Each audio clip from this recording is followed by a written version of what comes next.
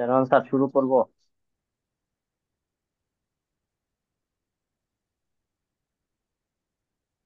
আশা করি শুরু করো।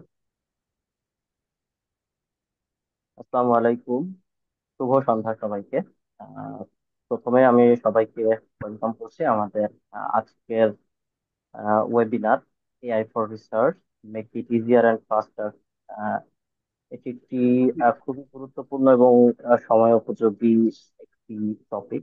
কারণ এআই এর যুগে আমরা প্রতিনিয়ত বিভিন্ন নতুন নতুন টুলস দেখতে পাচ্ছি, যেগুলো আর্টিফিশিয়াল ইন্টেলিজেন্স দ্বারা আর্টিফিশিয়াল ইন্টেলিজেন্স ব্যবহার করে আমাদের দৈনন্দিন বিভিন্ন কাজকর্ম সহজ এবং দ্রুত সময়ে করে দিচ্ছে। তো এআইটাকে আমরা রিসার্চে কিভাবে কাজে লাগাইতে পারি, কিভাবে এটা আমাদের রিসার্চটাকে আরো বেশি প্রোডাক্টিভ করতে পারে এবং টাইম এফিশিয়েন্ট সময় বাঁচাইতে পারে। তো সেই সেই সকল কিছু টুলস নিয়ে, টুলস এর উপরে আজকে আমরা কিছু ইনসাইট আমাদের শ্রদ্ধেয় এস এম শিহাবুদ্দিন স্যারের কাছ থেকে দেখবো। তো এই পর্যায়ে আমি আমাদের আজকের সেশনের session chair M M Naushad Ali স্যারকে আজকের সেশনটা পরিচালনা করার জন্য বিনীতভাবে অনুরোধ জানাচ্ছি। Thank you Ashaful. আজকে আমাদের যে webinar AI for research make it easier and faster, আমাদের এই সেমিনারের এই ওয়েবিনারে আমাদের কিনোট স্পিকার হচ্ছেন doctor S M Shihabuddin. Sir আমাদের সাথে, স্যার আসলে কোনো ইন্ট্রোডাকশনের প্রয়োজন পড়ে না, আসলে আমরা জানি, কারণ স্যার আমাদের অনেক পরিচিত। আমাদের বহুত বছর ধরে আমরা একসাথে ছিলাম, আমরা একসাথে আছি।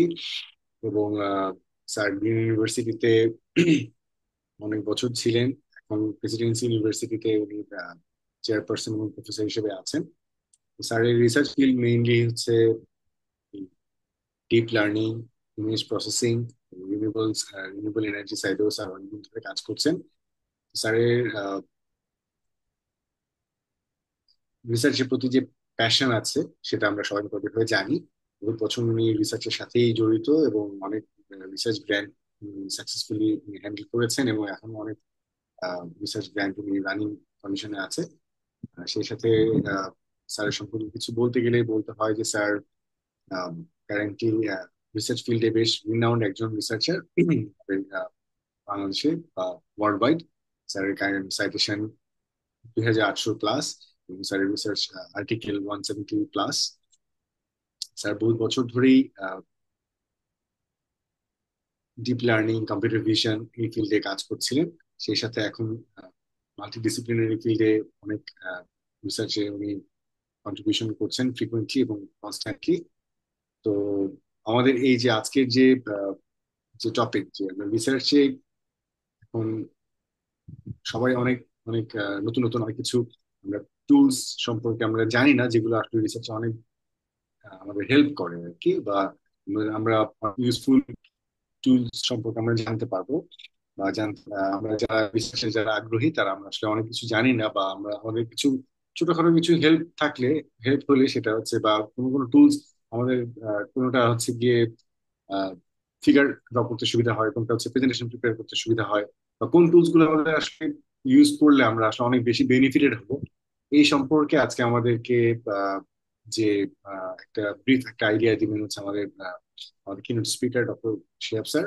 তো আমি আর লেনদেন না করে আমি শিহাব স্যারের কাছে ফ্লোরটা ছেড়ে দিতে চাচ্ছি। স্যার যেন, স্যার প্লিজ আপনি প্রেজেন্টেশন বা আমাদেরকে হেল্প করেন। তো আজকে আমাদের আসলে যে প্ল্যান সেটা হচ্ছে যে আমি মানে মানে আউট অফ কিউরিওসিটি বিভিন্ন এখন তো অনেক অনেক টুল আসছে এআই এর উপরে, প্রায় বিভিন্ন আমার নিউজ ফিডে আসে, তো ওগুলা দেখে দেখে মাঝে মাঝে বিভিন্ন জিনিস ট্রাই করি। তো ট্রাই করার পরে যেগুলা আমি দেখছি যে আসলে মোটামুটি আমাদের বিভিন্ন কাজে হেল্প হয় সেগুলো আমি আইডেন্টিফাই করছি এবং সেগুলো একটু দেখানোর চেষ্টা করবো। আর তারপরে যদি এর বাইরেও আরো বেশ কিছু টুল থাকতে পারে যেটা ইউজফুল, তো আমরা আমাদের অডিয়েন্স থেকে তারাও যদি কিছু কিছু জিনিস শেয়ার করতে চায় তাহলে আমরা ওইটাও একটু দেখবো, যাতে আমরা সবাই মিলে আসলে টুলগুলো সম্পর্কে জানি এবং আমরা কোনটা কিভাবে ইউজ করা যায় সেটা একটু আমরা অ্যাওয়্যার হই আর কি। আর এখানে সবসময় একটা মানে আমাদের একটা হেজিটেশন থাকে যে এআই টুল আমি ইউজ করব কি করব না। তো এটার জন্য আমি বলবো যে আসলে এআইটা আমাদের কাজটাকে ইজি করার জন্য, যেমন এজেন্ট এআই চলছে, সেটা তো আমার ইমেলে হেল্প করে। তো এরকম বিভিন্ন, আমি যে কাজটা আসলে করতাম, আমি হয়তো একটা ফিগার বানাইতাম বা আমি হয়তো একটা লিটারেচার রিভিউ করতাম, তো সেই কাজে এআই যদি আমাকে হেল্প করে, ডেফিনেটলি সেটা যদি রিলায়েবল হয়, তো সেই হেল্পটা আমরা আসলে নিতে পারি, মানে আমার আন্ডারস্ট্যান্ডিং এ। তো আমি প্রথমে আপনাদেরকে দেখাই যে কালকে আমি, আমার ওয়াইফ আপনার এমবিএ মাস্টার্স করতেছে, তো তাদের একটা টাস্ক ছিল যে পার্টিকুলার পেপারটা, এই পেপারটা removal of nutrients and bioelectricity generation from institutional water wastewater using constructed wetland microbial fuel cell। তো এইটা একটা পার্টিকুলার পেপারকে আমরা অ্যানালাইসিস করতে হইতো। তো এই দেখেন এখানে আমরা একটা ডকুমেন্ট রেডি করছি, এটা পেপারে জাস্ট একটা অ্যাপ্লিকেশন দেওয়া আছে, মানে এটা কোথায় কে পাবলিশ করছে কোন জার্নালে, এটা একটা সামারি দেওয়া আছে। এখানে মেইনলি এক্সপেরিমেন্ট ডিজাইনটাকে আমরা এখানে ফোকাস করছি। এখানে আপনি স্কিম্যাটিকের আপনি একটা কিছু শেয়ার দেখাচ্ছেন? স্যার ও, স্ক্রিন এটা শেয়ার শেয়ার দেওয়া হয়নি। করেননি। না না, শেয়ার করেননি স্যার। আচ্ছা, এখানে ইসলাম, এই ডকুমেন্টটা, এটা এমপিএইচ এর একটা ক্লাসের একটা অ্যাসাইনমেন্টের টাস্কের একটা ডকুমেন্ট। তো এই ডকুমেন্টটা এটা কালকে আমি বানাইছিলাম। তো মেইনলি একটা পেপারকে পড়ে সেটাকে ডাইসেক্ট করা, যে আসলে এই পার্টিকুলার পেপার, এই পার্টিকুলার এটা পেপারটা টাইটেল, এটা যেখানে পাবলিশ হয়েছে, এটা স্যার একটা এখনো সামারি। আসেনি স্যার। এটা আসছে তো, দেখাচ্ছে যে। আসছে স্যার, আসছে। স্যার দেখতে পাচ্ছি স্যার। হ্যাঁ আসছে স্যার, আমিও দেখছি। ওকে। আচ্ছা, তো এইখানে নিচে এক্সপেরিমেন্টাল ডিজাইন, তবে এক্সপেরিমেন্টাল ডিজাইনটাকে একটা ফিগারের আকারে প্রেজেন্ট করা হয়েছে এখানে। তারপর অপারেশন স্টেপস, তারপরে এই স্টেপস গুলো কি যেন ফিগার থেকে আমরা বুঝতে পারি।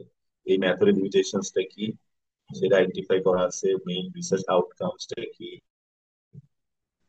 পারফরমেন্স ম্যাট্রিক্স গুলা কি কি ভাবে অ্যানালাইসিস করা হয়েছে, সেটার উপর বেস করে ফিউচার ডিরেকশন গুলা কি কি আছে। তো এটা একটা পেপারে কাইন্ড অফ ডাইসেক্ট করা হয়েছে। তো এই ডাইসেক্ট করাটা আমরা মানে অনেক সময় ডিফিকাল্ট, আমরা যারা নতুন কোন একটা পার্টিকুলার টপিকে পেপার পড়ি, তখন আমাদের যেটা হয় যে ওইটা পেপারটা পুরোটা পড়ে বোঝাটা অনেক কঠিন। তো আমরা যদি ওই সময় একটু হেল্প নেই, যে পেপারে যে কি ইনফরমেশন গুলো আছে, সেই ইনফরমেশন গুলাকে যদি কেউ গুছায় আমাদের সামনে দেয়, তাহলে হয়তো ওইটা পড়ে আমাদের বুঝতে অনেক সময় সুবিধা হবে, কারণ একটা পেপার অনেক কথা থাকে, সব হয়তো আমাদের লাগে না। তো সেটারই একটা টুল হচ্ছে, দেখেন, পারপ্লেক্সিটি। তো এই পারপ্লেক্সিটি টুলটা যেটা করে, এটা একটা ডকুমেন্ট অ্যানালাইসিস করে। তো এখন এইখানে মনে করেন আমি এই যে পেপারটা আমি দেখাইলাম, এই পেপারটা আমি ডাউনলোড করে রাখছি। এটা হচ্ছে সেই paper। এই পেপারে কিন্তু এই যে মানে টোটাল ইয়েটা করা আছে, যে কি কিভাবে পেপারটা লেখা হচ্ছে, এটা হচ্ছে আমাদের মেইন পেপারটা। এটা বেসিক্যালি একটা আপনার ওই মানে একটা নর্মাল ওয়েস্ট ওয়াটার টয়লেট বানানো, এই টয়লেটের মাধ্যমে আমরা মানে ইয়ে ওয়াটারে, মানে ওয়াটারে যাতে কন্টামিনেশন না হয় সেটার মাধ্যমে আমরা এটা ইউজ করি। আর এই টয়লেটটা নর্মাল খুব লো পাওয়ারে চলে, আর বায়ো ওয়েস্ট থেকে পাওয়ারটা জেনারেট। এখন এই পেপারটা আমি যদি পারপ্লেক্সিটিকে দেই, দেওয়ার পরে আমি বললাম যে অ্যানালাইজ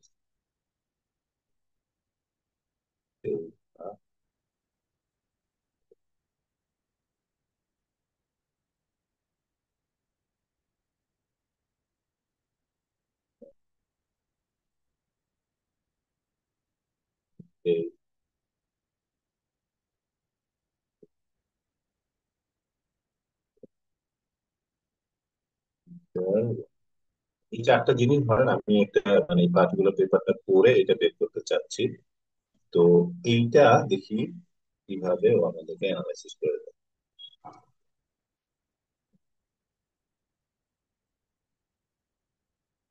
তো সে কিন্তু দেখেন সোর্সে, দেখেন যে সে কিন্তু শুধু এই পেপার পড়ছে তা না, এটার সাথে রিলেভেন্ট লিটারেচার রিভিউর আরো বেশ কিছু জিনিস কিন্তু স্টাডি করছে, সেটা এখানে দেওয়া আছে কিছু জিনিস।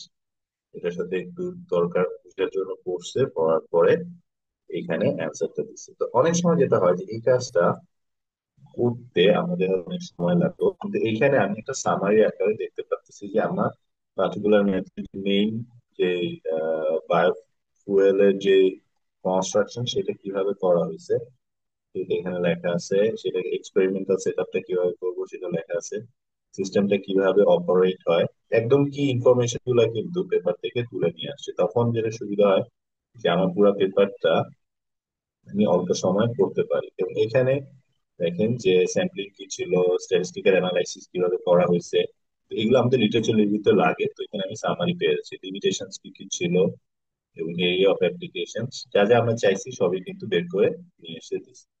তো তাহলে এইটা হতে পারে আমাদের একটা ডকুমেন্টেশন। তো এইখানে দেখেন যে ও যে এই রেফারেন্সটা দিচ্ছে, এই রেফারেন্সটা কোথা থেকে নিচ্ছে সেটা কিন্তু এখানে দেওয়া আছে। আমরা চাইলে সেটাও নিয়ে, আর আমাদের যদি পেপার লিখতে যাই তখন এগুলো আমরা চাইলে সাইড করতে পারি। প্রত্যেকের ইনফরমেশন কিন্তু এখানে দেওয়া আছে। তো তাহলে এইটাকে আমরা এক্সপোর্ট কিভাবে করতে পারি? তো এক্সপোর্ট করার জন্য আমি গতদিন যেটা করছিলাম সেটা হচ্ছে আমি এটাকে কপি পেস্ট করে নিয়ে আসছিলাম। তো আজকেও সেটা করতে পারি, আমি এক্স্যাক্টলি চাই না। আর এখানে কিছু করসপন্ডিং মানে আরো যদি কিছু কোয়েশ্চেন আসে সেটাও এখানে ওরা সাজেস্ট করতেছে যে কি কি ধরনের কোয়েশ্চেন এর পরে আসতে পারে, তো সেটা আমরা নিতে পারি। তো আপাতত এখানে একটু দেখে নিই, এখানে একটু কপি করলাম, কপি করার পর ডকুমেন্টে এইখানে মোটামুটি ইনফরমেশনটা আমার চলে আসলো। যদিও রেফারেন্স গুলা দেখেন এই যে এখানে যা যা রেফারেন্স সেগুলো এখানে লিস্ট আকারে চলে আসছে। তো পরে আমরা লাগলে ওই পেপার গুলাকে প্রপার রেফারেন্সিং ফরম্যাটে আমরা নিতে পারবো। যে 21টা সোর্স ওরা ইউজ করছে সবগুলো এখানে লিস্টেড চলে আসে। আচ্ছা, এখন এইখানে অনেক সময় যেটা হয় যে আমি যদি আরো ডিপ লেভেলে যেতে চাই, যদি এই পেপারটা অত ডিপ কোনো পেপার না, বেসিক নর্মাল পেপার, বাট যেমন ধরেন আমি এর আগে একবার করছিলাম যে আমি 2টা ইউনিভার্সিটি কারিকুলাম দিছি, হচ্ছে ব্র্যাক ইউনিভার্সিটি ট্রিপলি কারিকুলাম আর let's say green university triple E curriculum. আমি বলছি যে এটা এখানে কম্পারেটিভ অ্যানালাইসিস করে দেখো যে কোন কারিকুলামে কি কি অ্যাডভান্টেজ বা ডিসঅ্যাডভান্টেজ আছে। তো সে কিন্তু খুব সুন্দরভাবে ওইটা কম্পারেটিভ অ্যানালাইসিস করে দিতে পারে। আমি যদি সিলেবাসের ভেরিয়েশন চেক করতে চাই সেটাও আমরা এখান থেকে দেখতে পারি।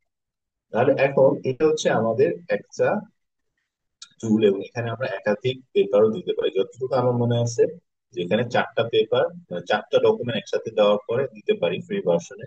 আর এর বেশি কিছু হইলে তখন আমাদেরকে অন্য কোনো কাজ করতে হবে। এখানে দেখেন আমি কোন মডেল দিয়ে অ্যানালাইসিস করবো সেটা আমি সিলেক্ট করতে পারি। এখন তো অনেকগুলো মডেল আছে, আর এটা হচ্ছে ডিপ রিসার্চের জন্য। তো ডিপ রিসার্চ এটা ফ্রি ভার্সনে নাই। আর এখানেও আমরা যদি কোনো প্রজেক্ট বা কিছু, এগুলো আমাদের ফ্রি ভার্সনে নাই, তো সেটা আমরা আপাতত এখানে ইউজ করতেছি। আচ্ছা, এখন দেখেন এই সেম কাজটাই আরেকটা টুল আছে, সেটা হচ্ছে নোটবুক এলএম। এইটা খুবই ভালো, এটা গুগলের। তো নোটবুক এলএম ঠিক সেম কাজটাই করে, যে ওকে যদি আমি একটা ডকুমেন্ট দিই, দেখেন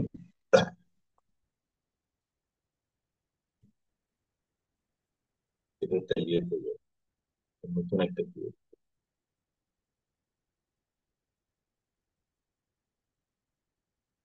এখানে আমি মনে করেন এই পার্টিকুলার পেপারটা দিলাম।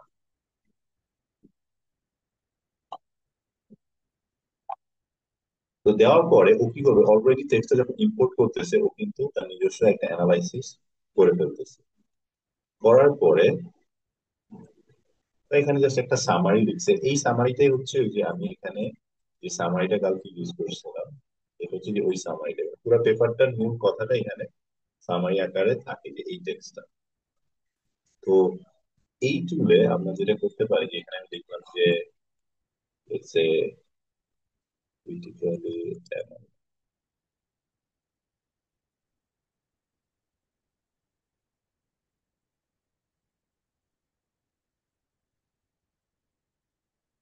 এখানে just শুধু একটা দিলাম। তো দেখি দেখেন ও কিভাবে একদম ডিপ একটা ইয়ে করে এই অ্যানালাইসিসটা করবে।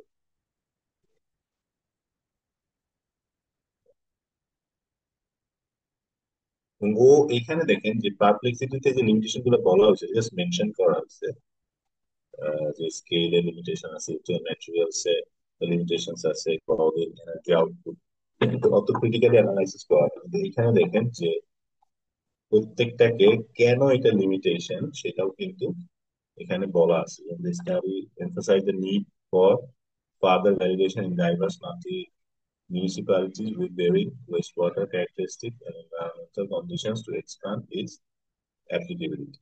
ঠিক আছে, এবং এখানে যে রেফারেন্সটা এটা ঠিক পেপারের কোন টেক্সট থেকে রেফারেন্স নিয়ে এই কথাটা বলা হয়েছে সেটা এখানে লেখা আছে। কেন এটা বলবো, যে কনক্লুশন থেকে ওই টেক্সট নিয়ে অ্যানালাইসিস করে কিন্তু এটা বলছে। তো সেই রেফারেন্স গুলো আমরা এখানে পাই, এবং এটা হচ্ছে রেফারেন্স বলতে ওই পাঁচগুলো ডকুমেন্টের ভিতরে কোন সেকশন বা সাবসেকশন থেকে এটা ইয়ে এক্সট্রাক্ট করে বলা হয়েছে সেটা এখানে আমরা নিতে পারি, এবং এখান থেকেও আমরা চাইলে এটাকে কপি করে নিয়ে আসতে পারি। এখন আমি বলবো না যে শুধু আমরা কপি পেস্ট করে নিয়ে নিয়ে আসবো, বা এটা হচ্ছে আমাদের একটা রেফারেন্সিং। ধরেন আমি একটা হোমওয়ার্ক করতেছি, এখানে আমার কাজটা আগে ইজি হচ্ছে, এবার পেপারটা না পড়েও আমি পেপারের মূল সামারিটা কিন্তু এখানে বুঝতে পারি। তো এখন এই ইয়েটা আমার কেন পছন্দ, নোটবুক এলএম এর আরেকটা খুবই পাওয়ারফুল একটা জিনিস আছে, এটা হচ্ছে মাইন্ড ম্যাপ। তো এইখানে এই যে পেপারটা দেওয়ার পরে এখানে আমি দেখেন একটা মাইন্ড ম্যাপ ক্রিয়েট করতে বলবো।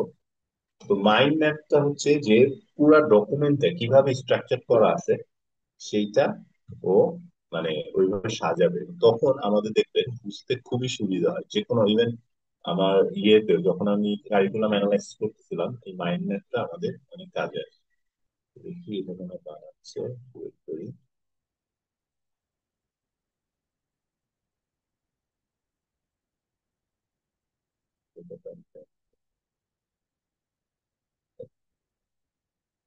এই যে মাইন্ড ম্যাপটা তৈরি হচ্ছে, সেটা মাইন্ড ম্যাপটা তৈরি হয়ে গেছে।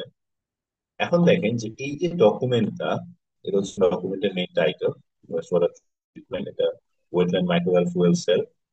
তো এখানে দেখেন অ্যাবস্ট্রাক্ট আছে, অ্যাবস্ট্রাক্টের ভিতরে কি আছে, পারপাস, সিস্টেম ইভালুয়েটেড, কি ফাইন্ডিংস এন্ড ইমপ্লিকেশন। তো মনে করেন আমি হয়তো কি ফাইন্ডিংস কি আছে এখানে, planted versus unplanted, nutrient removal efficiency বা ইলেকট্রিক এফিসিয়েন্সি কত বলা আছে, ধরেন টু নেগেটিভ 94.6%, প্ল্যান্টেড এন্ড এখানে ট্রু পজিটিভ 90%। তাহলে দেখেন এই যে ইনফরমেশনটা খুব সহজে গুছানো ভাবে আছে, তাহলে এই মাইন্ড ম্যাপটা আমাদের জন্য খুব ইজি হয় যে পেপারের কোথায় কি ইনফরমেশন আছে সেটা আমরা বের করে নিয়ে আসতে পারি। আচ্ছা, এরপরে ধরেন রেজাল্টস যদি আমি যাই, রেজাল্টস এরকম ভাগ ভাগ করা আছে। আপনার মেথোডোলজিতেও আমরা দেখে দেখে যেতে পারবো যে লেটস সে স্যাম্পলিং আর অ্যানালাইসিসটা কিভাবে করা হয়েছে। দেখেন থ্রি স্যাম্পল, মানে থ্রি কম্পোজিট স্যাম্পলস ফ্রম জায়গা থেকে নেওয়া হয়েছে, দুই সপ্তাহ পর পর 21 gram samples, standard procedure, parameter measure, total nitrogen কি কি প্যারামিটার মেজার করা হচ্ছে সেখানে লিস্ট করা আছে। তাহলে এটা আমাদের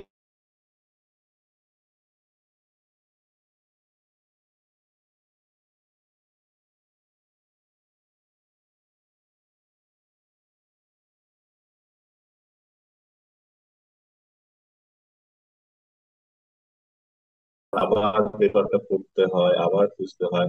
তো এই কষ্টগুলা এখান থেকে অনেকটা কমে আসে। তো এই হচ্ছে আমাদের এই মাইন্ড ম্যাপের এই কনসেপ্টটা, এটা আমার কাছে খুবই ইউজফুল মনে হয়েছে। তো এইটা ধরেন আপাতত আমরা এই ডকুমেন্টের মধ্যে নিয়ে আসি কিন্তু। আর মাইন্ড ম্যাপটা আমাদের আসলে জাস্ট বুঝার জন্য, এটা কোনো ভাবে ডকুমেন্টেশন বা ইয়েতে কাজে লাগবে না। তো এখন ধরেন এরকম একটা ডকুমেন্ট রেডি করার পরে আমরা এইখানেও চাইলে ওই যে কম্পারেটিভ অ্যানালাইসিস করতে পারি। এখানে এটা সম্ভবত অনেকগুলো ডকুমেন্ট দেওয়া যায়, আমি তো 10টা ডকুমেন্ট দিলাম, বললাম যে এই 10টা পেপার অ্যানালাইসিস করে তারপরে একটা কম্পারেটিভ মানে ইয়ে দাও, একটা টেবিল বানিয়ে দাও, সেটা হয়তো আমরা এখান থেকে দিতে পারবো। আমাদের আন্ডারস্ট্যান্ডিং বিভিন্ন জায়গায় আমি পড়ে দেখছি, তো সেটাও আমরা করতে পারবো। আচ্ছা, এইবার ধরেন এই যে পার্টিকুলার ডকুমেন্টটা, এটা আমি একটু সেভ করে রাখি।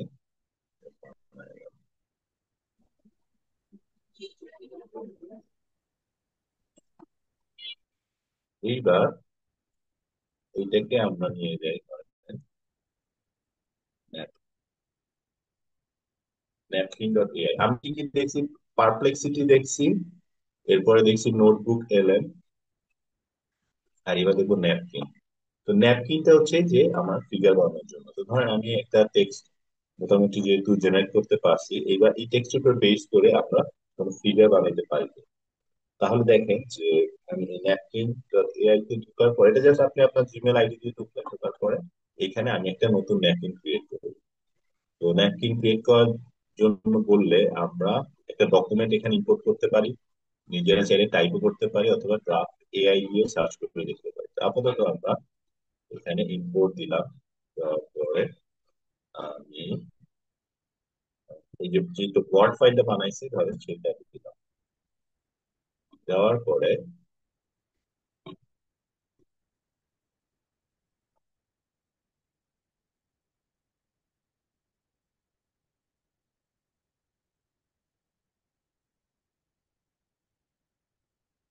আগেরটা লোড করে ফেলছে। তো বেসিক্যালি আমাদের যে ডক ফাইলটা দিচ্ছে, ডক ফাইলের ইনফরমেশনটা এখানে চলে আসবে। কপি পেস্ট করে যেটা জাস্ট চলে আসছে। আসার পরে আমরা এখানে যে কোনো এই সেকশনটাকে আমি একটা ফিগারে কনভার্ট করতে পারি। যেমন ফর এক্সাম্পল ধর এইটা, যেমন এই যে স্যাম্পলিং এন্ড অ্যানালাইসিস। তো এইটা যে চারটা পয়েন্ট আছে, বুলেট পয়েন্ট, এটাকে যদি আমি এখন এখানে ক্লিক করি, দেখেন এই চারটাকেও অ্যানালাইসিস করে একটা ফিগার বানানোর চেষ্টা করবে এবং স্মার্টলি অ্যানালাইসিস করবে কিন্তু। চিন্তা করবে যে চারটা টেক্সট আছে, চারটা কি ধরনের লাইন, কি ধরনের আইকন হতে পারে, প্রসেসটা কি হতে পারে। তো ফর এক্সাম্পল এরকম অনেকগুলো ফিগার কিন্তু দেখেন ও বানায় ফেলছে। তো আপনার যেটা পছন্দ হয় সেটা আপনি নিতে পারেন।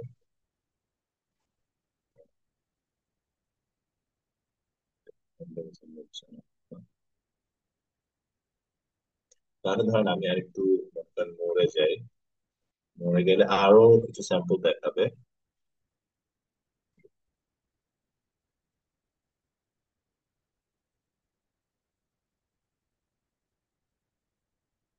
আচ্ছা, ধরেন এই ফিগারটা আমাকে পছন্দ হয়েছে। এটা ফিগার পছন্দ হওয়ার পরে এবার আমি এটার ভিতরে যদি ঢুকি, এটার আবার কোন কালার স্কিনটা আমরা নিব সেটা আমরা সিলেক্ট করতে পারি। তো ধরেন আমি এই কালার স্কিন এটা নিলাম। নেওয়ার পরে এটা যথেষ্ট সুন্দর, এটা আমরা একটা ফিগার ইউজ করতে পারবো। চাইলে আপনি ধরেন এই লেখাটা একটু উপরে আছে, এটাকে একটু নামায় নিলাম বা এটা বাদ দিতে পারবো। হ্যাঁ, তাহলে বেশি আছে চলে আসছে। তারপরে ধরেন এই লেখাটা, এটা মনে করেন আমি চাইলে এটাকে একটু বড় করলাম।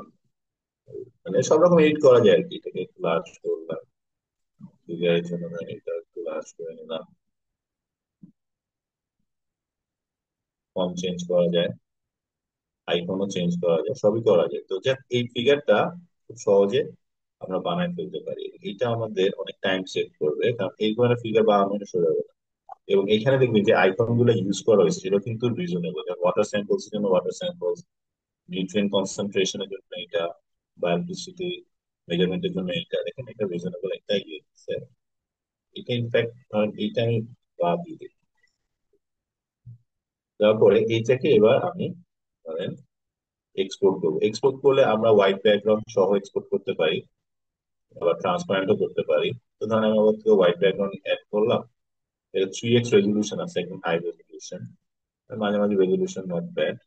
এটা চাইলে পাওয়ার পয়েন্ট, পিডিএফ, এটা হচ্ছে এসভিজি, এটা হচ্ছে ভেক্টর গ্রাফিক্স এর পিএনজি। তো ধরেন আমি আপাতত পিএনজি নিলাম। অথবা আপনি এখানে ক্লিপবোর্ডে কপি করে জাস্ট ডকে পেস্ট করতে পারেন। তো আমি আপাতত পিএনজি নিয়ে ডাউনলোড করে রাখলাম। আর এইটাও আমার লাইব্রেরিতে সেভ করা থাকে। এই যে আমি একটা ডকুমেন্টে কাজ করতেছি, এটা যে কোনো সময় আমি আবার ওখানে যেতে পারবো। তাহলে এই যে এইখানে যেমন স্যাম্পলিং অ্যানালাইসিসটা করার পরে, এটা আমরা আমাদেরও যে কোনো টেক্সটে যখন আমরা লিস্ট ডাউন করি, আমরা চাইলে খুব সহজে একটা ফিগার বানায় ফেলতে পারবো। হুম।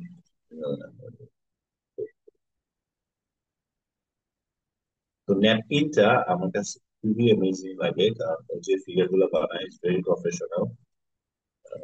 এটাকে একটু crop করে নিলাম। আর এটা আমার খুব তাড়াতাড়ি আমি এটা ফিগার বানায় ফেলতে পারি, যেটা আমাদের প্রেজেন্টেশন বলেন, পেপারে বলেন, বিভিন্ন মানে বিভিন্ন জায়গায় এটা আসলে আমরা ইউজ করতে পারবো। তো ধরেন এটাকে জাস্ট একটা সেন্টার নিয়ে আসলাম। তাহলে আমার কি হলো, এই যে যে মেথোডোলজিটা এইটা কিন্তু আমি এখানে নিয়ে আসতে পারবো। তো এইভাবে আমরা ন্যাপকিন ইউজ করে করে কাজ করতে পারি। আবার ইনফ্যাক্ট দেখেন যে ন্যাপকিনে আমি ব্ল্যাঙ্কও নিজেরা টাইপ করে নিতে পারি অথবা এআই তেও দিতে পারি, যে ধরেন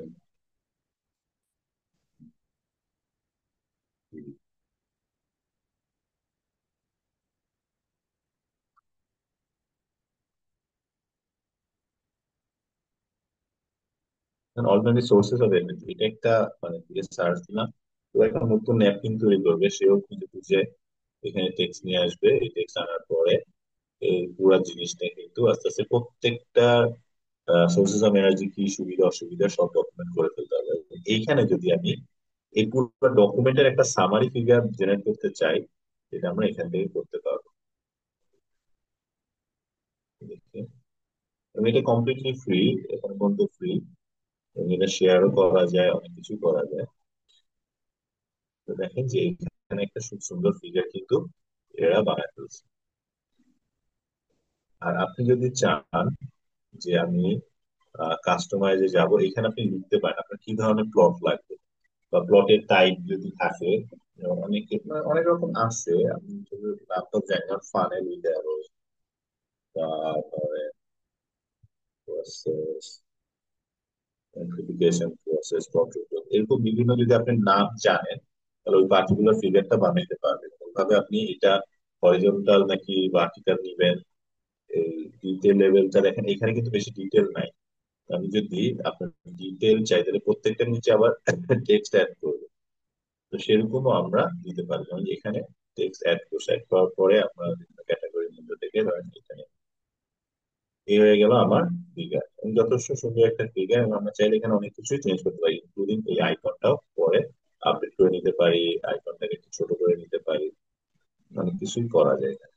দেখি, আবার এখান থেকে ধরেন আমি একটা সংখ্যা কমায় ফেলবো, বাড়াবো, এরকম অনেক কিছুই এখানে আমরা করতে পারবো। ধরেন এইটাও আমি জাস্ট দেখেন এক্সপোর্টের চেয়ে আমি ইম্পোর্টে নিলাম, তারপরে পরে নিয়ে আসবো, লাস্টেরটা রেখে দিই। ফিগার এটা আমাদের আগে এটা বানাইতে প্রায় 3-4 ঘন্টা লাগতো, এই লেভেলের একটা ফিগার। তো সেটা আমরা এখন আপাতত কম সময়ে বানাইতে পারি।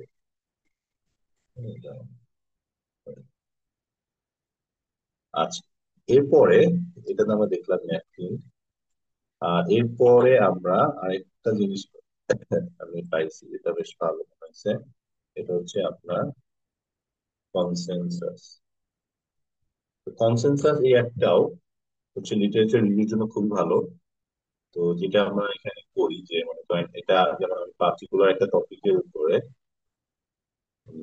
let's say, ধরেন আমি একদম জেনারেল না দিয়ে আমি ধরেন আমি দিলাম যে floating power plant in Asian, solar power plant পায় নাকি। এখানে একটা মনে করেন এখানে আমরা আসলে এটা জাস্ট একটা টপিক দিলাম, আমি ধরেন একদম বলে উঠি যে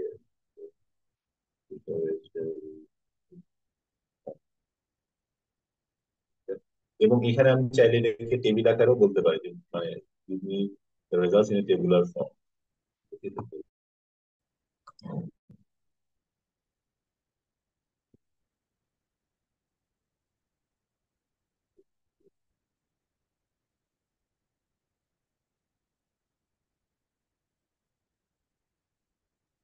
এই কি করতেছে, এই জিনিসটাকে খুঁজতেছে কি কি পেপার আছে। তো এখানে এটাও মানে আমাদের জন্য যেটা সুবিধা হবে যে ধরেন পার্টিকুলার টপিকে যে পেপার গুলা আছে সেগুলো আমি মোটামুটি বের করে নিয়ে আসতে পারি। তো দেখেন এই জিনিসটা একদম রিসেন্ট পেপার গুলাকে ও কিন্তু বের করে নিয়ে আসে, কি ট্রেন্ড আছে সেটা আমরা মোটামুটি বের করে নিয়ে আসি। এখানে আমি যদি ফিল্টার অপশনে যাই, আমরা ইভেন ফিল্টার করতে পারবো যে কত বছরেরটা নিবে, কোন র্যাঙ্কের জার্নাল গুলা নিবে, অ্যাটলিস্ট একটা সাইটের সাথে থাকতে হবে কিনা, এই প্রি প্রিন্টটা বাদ দিবে কিনা, মানে প্রিন্টটা বাদ দিলাম। তারপরে মেথোডোলজি কি ধরনের, কোন কোন দেশে। আর ধরেন আমি 2020 থেকে দেখি, সাইটেশন অ্যাটলিস্ট যেন একটা থাকে।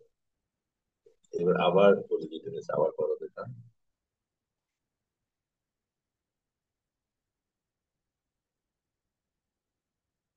তাহলে যেটা সুবিধা হয় যে ও আমার মানে রিসার্চের সার্চটা করে দিল, কোনো একটা টেবিলে আসলে এরপরে আমি নিজে নিজে এটার উপরে কাজ করতে পারবো। আচ্ছা, আমাদের ওই ইয়েতে সবই বের হয়ে গেছে। তাহলে একটা কাজ করি, একটা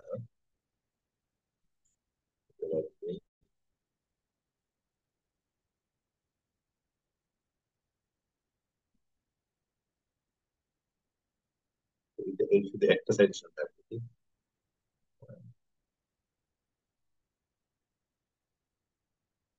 এখানে সবই মনে হয়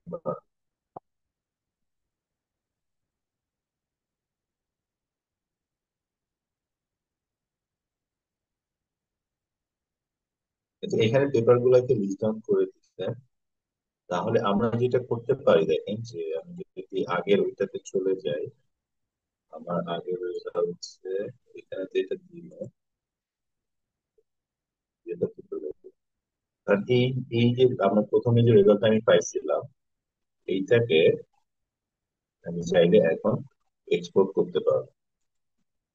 দেখেন,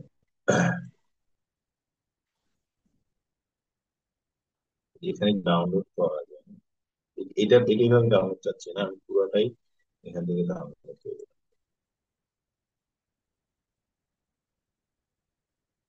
ওই কপি সাইটে এসে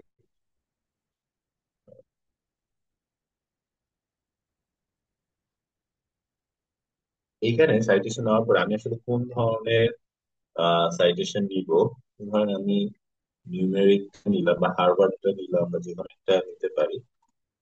তারপর এটা কপি টেক্সট করলাম, করার পরে এইবার আমি এখানে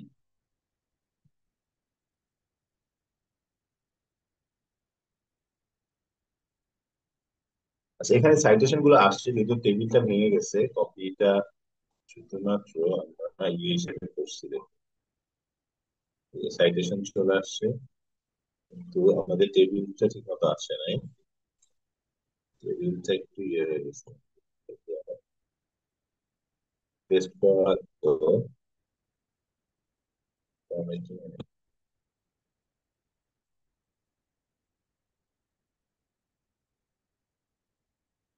না, এখানে আর হচ্ছে share। আচ্ছা, এই মেনলি মানে প্রবলেমটা হয়েছে এই টেবিলটা যখন কপি করে আনতেছি ওই ইয়েতে ওইটা চলে আসতেছে, বাট ওইটা আমাদের জন্য অত সমস্যা না, পরবর্তীতে এটা আমরা যতটুকু দরকার হবে ওইভাবে আমরা সাজিয়ে নিতে পারবো। বাট যেটা হচ্ছে কি যে এর পাওয়ারটা অনেক, দেখেন ও ঠিকই এখানে ইয়ে করে ফেলতে পারে। এটা ছাড়া এখানে রিসার্চ হাব আছে, ওইখানে আপনি দেখতে পারবেন যে কি কি ধরনের জিনিস নিয়ে মানুষ চাষ করতেছে, কি কি হচ্ছে, নিজের পেপার গুলো এখানে ওই হাবে অ্যাড করে। আচ্ছা, এইটা দেখলাম কনসেনসাস। এইবার দেখেন যে আরেকটা আছে সাইজ স্পেস। তো এই সাইজ স্পেসে আমরা এই সিমিলার কাজটা করতে পারি। সাইজ স্পেসে গেলে আপনি সার্চ দিতে পারবেন, কিছু করতে পারবেন, কিন্তু এটা যে সমস্যা যে এটার প্রাইসিং আছে এবং আমি যখন এক্সপোর্ট করতে যাব তখনই টাকা চাইবে। কিন্তু এইটা একটা টুল আছে যেটা আমার কাছে খুব মানে কাজে লাগে, এটা হচ্ছে যে এআই রাইটার। তো এআই রাইটারটা হচ্ছে, দেখেন আমরা যারা অনেক সময় লিখি, লেখার সময় আমাদের একটা ইয়ে তৈরি হয়ে যায়, মানে কাইন্ড অফ মেন্টাল ব্লক তৈরি হয়ে যায় যে আমি এখন কি লিখবো, লেখা আসতেছে না।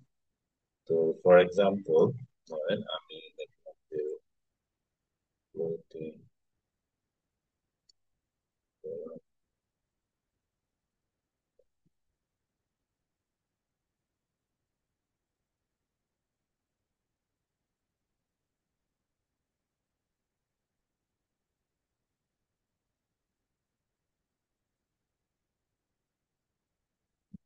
এরকম ভাবে লিখতেছি, লিখতে লিখতে ও এখানে এসে আপনি মনে করেন যে আপনার কি লেখা বুঝতেছে না, তখন চাইলে ওকে বলতে পারবেন তুমি একটু কিছু লিখে দাও। তো ইভেন উইথ সাইটেশন কিছুটা টেক্সট অ্যাড করে দিবে, দেখেন এআই লিখতেছে, ও আমার কথার সাথে মিলে বাকি আরো কিছু কথা লিখবে। তো ধরেন আপনি লস অফ পটেনশিয়াল, দেখেন সেটার সাথে মিলাইছি কিন্তু যে loss of potential that can be harnessed to address the country's energy crisis. As Bangladesh government একদম মিলাই মনে হচ্ছে যে আমি লিখছি, হয়তো এটা লিখি। তাহলে এইভাবেও লিখতে পারে এবং এখানে এই যে এরকম সাইটেশন জেনারেট করে। এবং এইটা যেটা শুধু চ্যাট জিপিটি তে এই ধরনের সার্চ টার্চ দিলে যেটা হয়, চ্যাট জিপিটি অনেক ধরনের সাইটেশন বানায় নিয়ে আসে, যেগুলো আসলে রিয়েল ওই কোনো পেপার নাই। কিন্তু এখানে এরকম না, এখানে এই ধরনের পেপার অলরেডি এক্সিস্ট করে। তাহলে এখানে যে আমরা রেফারেন্সটা আছে, এই যে এখন সমস্যা যেটা হলো যে এখান থেকে আমি কপি করতে পারবো না, এই রেফারেন্স সহ কপি করতে পারবো না। যেটা করতে হবে যে হয়তো আমাকে এইটা বুঝে এটা কোন পেপার, এটা কোন পেপার সেটা বের করে এই টেক্সটটা হয়তো আমি ফ্রিতে হেল্প নিতে হবে, আর না হলে আমাদেরকে চলে যেতে হবে ইয়ে। তো এই ধরনের এখানে বেশ কিছু অপশন আছে যে আপনি এআই লিখবেন, প্যারাগ্রাফ বা আউটলাইন জেনারেট করা, কিছু কিছু টেক্সট অ্যাড করা, এগুলো সবকিছু এখানে মোটামুটি করা যায়। এটা যদি আমি নিয়ে আসি, তো তাহলে দেখেন যে এভাবে চলে আসে, যে রেফারেন্স গুলো কিন্তু আসে না, রেফারেন্স গুলো তখন আমাকে আবার আস্তে আস্তে ঠিক করতে হবে। আবার আমি চাইলে উইদাউট রেফারেন্সও টেক্সট লিখতে পারি। আচ্ছা, এখন এইখানে দেখেন আরো কি কি অপশন আছে, যে ইন্ট্রোডাকশন, কনক্লুশন। কারণ আপনি একই কথা বলতেছেন, আবার চাইলে একটা অপোজিট আর্গুমেন্টও লিখতে পারেন, যে আমি বলতেছি যে সোলার প্যানেল খুব ভালো, খুব ভালো, সব ভালো, কিন্তু আসলে সোলার প্যানেল কেন তাহলে বাংলাদেশে হচ্ছে না, তো সেটা যদি আমি লিখতে চাই, এটা বললে ও আবার ওইটা লিখে দিবে, অপোজিট আর্গুমেন্টও এখানে লিখবে। যে মানে যে অ্যাড্রেস, তো ওইটাতে হয় কি যে আমি একটা পয়েন্ট যে ডিসকাশন করতেছি সেই ডিসকাশনটা ওইখানে আমরা ওভাবে তৈরি করে নিতে পারি। তো এইটা আমার কাছে বেশ ভালো লাগছে, এটার আরো বেশ কিছু অপশন আছে, সেগুলো মোটামুটি, তবে এইটা ছিল মোটামুটি আমাদের কোয়াইট ইউজফুল একটা টেক্সট। তো এটাও আপাতত কপি করে নিয়ে আসলাম, এখানে কোনো রেফারেন্স বা সাইটেশন অ্যাড করা হয়নি, কিন্তু আমি বলি না, বললে ও রেফারেন্স সহই add করবে।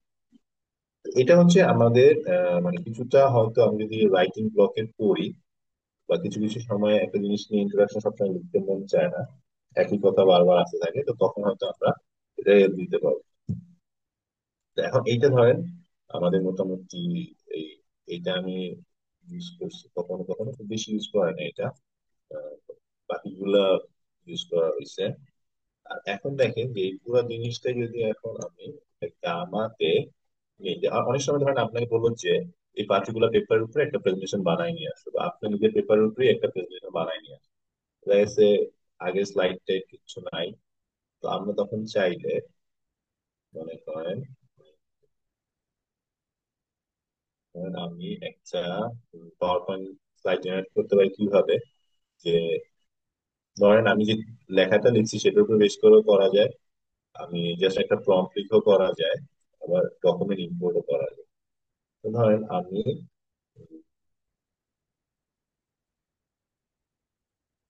এটা ইম্পোর্ট করবো, import করার জন্য আমি যে ফাইলটা বানাইছি সেই ফাইলটা সেটা একটু সেভ করে নিই। কারণ আমরা এখন ধরুন যে পেপার উপর কাজ করছি, এইটার উপরে আমরা একটা পাওয়ার পয়েন্ট প্রেজেন্টেশন বানাইতে চাই। তো সে কি করবে, এই টেক্সট গুলো অ্যানালাইসিস করবে, করার পরে একটা প্রেজেন্টেশন বানাবে। তো এটা আমি ইভেন জাস্ট একটা প্রম্পট লিখেও করতে পারতাম, বাট যেহেতু ধরেন আমি অলরেডি একটা জিনিসের উপরে কাজ করছি, আমি দেখি যে ওইটা রিলেটেড করতে পারিনি। তো এখন ধরেন এইখানে এই যদি আমার অনেকগুলা স্লাইড বানাইতে হয় তাহলে টাকা পে করতে হয়, ধরেন 9টা স্লাইড পর্যন্ত আমি বানাতে পারবো। এখানে ইমেজ ও এআই থেকে জেনারেট করবে, তো মানে এমনি ইমেজ ইউজ করবে না, কিন্তু আমরা চাইলে বলতে পারি যে তুমি স্টক ইমেজ গুলো আছে সেগুলো ইউজ করতে পারো।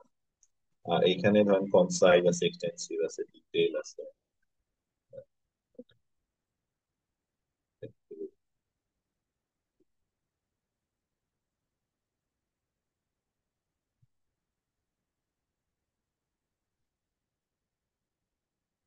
এখানে দেখেন যে কিছু থিম আছে, এই থিম যে কোনো একটা ধরেন আমি এটা চুজ করলাম, করার পরে আমি একটু জেনারেট করি। তো এখন ও যেটা করবে যে আপনার টপিকের উপর বেস করে এটা পাওয়ার পয়েন্ট প্রেজেন্টেশন বানায় দেবে, 9টা স্লাইড থাকবে। তো ওইটা হইতে পারে আমার একটা স্টার্টিং পয়েন্ট, যেটার উপরে বেস করে আমি ভবিষ্যতে ধরেন এই টপিকের উপরে একটা পাওয়ার পয়েন্ট প্রেজেন্টেশন বানাবো। তো ইনিশিয়াল যে কাজটা কন্টেন্ট গুলো পড়াটাও তো অনেক সময় একটু টাইম কনজিউমিং। তো সেইটা আমাকে ও টাইম সেভ করে দিতে পারে আর কি। সেন্স। তো একটু দেখি কিভাবে তৈরি হচ্ছে এটা।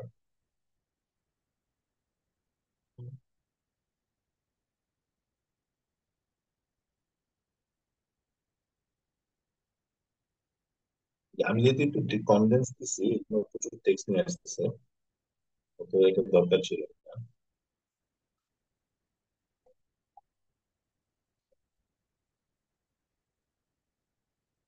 ঠিক আছে, এটা আমাদের হয়ে গেছে, যদিও খুব ভালো হয়ে যাবে। ঠিক যেরকম চাইছি সেরকম হয় নাই। যাক, আমরা একটা কাজ করি, আরেকটা ট্রাই করি। আমি একটা জাস্ট ফর্ম দিয়ে ট্রাই করি।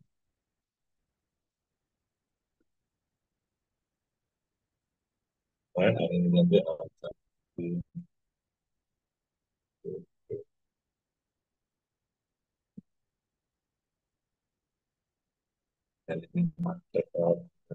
দিলাম note।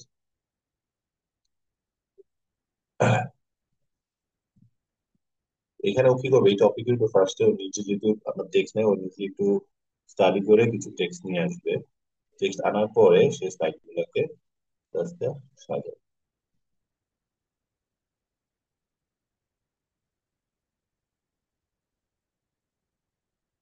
এটাই আছে। আমি যেটা চাই সেটা হচ্ছে যে আমার ইমেজ সোর্সটা এআই না দিয়ে আমি স্টক ফটো দিব, তাহলে একটু ভালো হবে। এটা কনসাইজ আছে, ঠিক আছে। এবার দেখেন,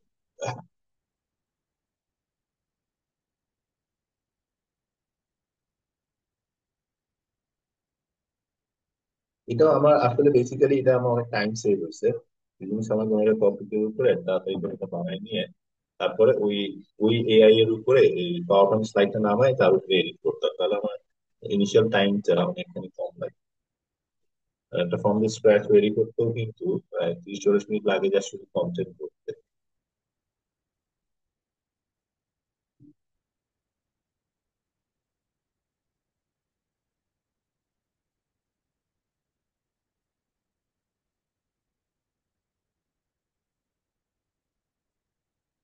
তো এখানে মোটামুটি ওরা মানে বেশি ছবি ইউজ করে না, এখানে একটা দুটো ডেটা আর এমনি বেসিক কন্টেন্ট নিয়ে আসছে, প্রচুর টেক্সট পাইছে। লাস্ট একটা ছবি ওকে দিবে এখানে। এই, ঠিক আছে, তাহলে দেখেন যে এই হয়ে গেল আমাদের প্রেজেন্টেশন। তো এটা আমরা চাইলে এখান থেকে প্রেজেন্ট করতে পারি, অথবা দেখেন এখান থেকে আমি এক্সপোর্ট করবো, এক্সপোর্ট টু পাওয়ার পয়েন্ট। এটা আমি পাওয়ার পয়েন্টে নিয়ে আসতে পারি পুরোটাই। গুগল স্লাইড হচ্ছে আনার পরে আমরা এটা ইয়ে হয়ে গেছে, চলে আসছে, এটা থেকে download হচ্ছে। ডাউনলোডে আপনার পাওয়ার পয়েন্টের শুধু একটা জিনিস থাকে, সেটা হচ্ছে যে এটা যে আমাদের বানানো আছে ইনফরমেশনটা থাকে, তো এটা সরানো যায়, এটা আমি দেখা দিচ্ছি কিভাবে।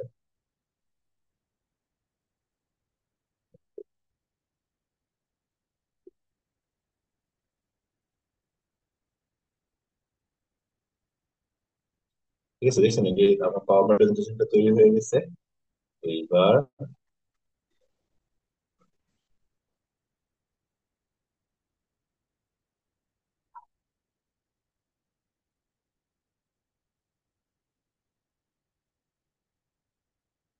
এই আর কি, মানে এখানে জাস্ট একটু টাইম সেভ করার জন্য একটা মানে ইউজফুল। আবার ও যেহেতু নিজেরা লিটারেচার রিভিউ করে, এটা খুব বেশি সুন্দর হয় নাই, তো টেক্সটটা একটু ইয়ে করলে একটু ভালো হতো। অনেক সময় খুব সুন্দর দেয়, এবার একটা বেশি সুন্দর হয় না।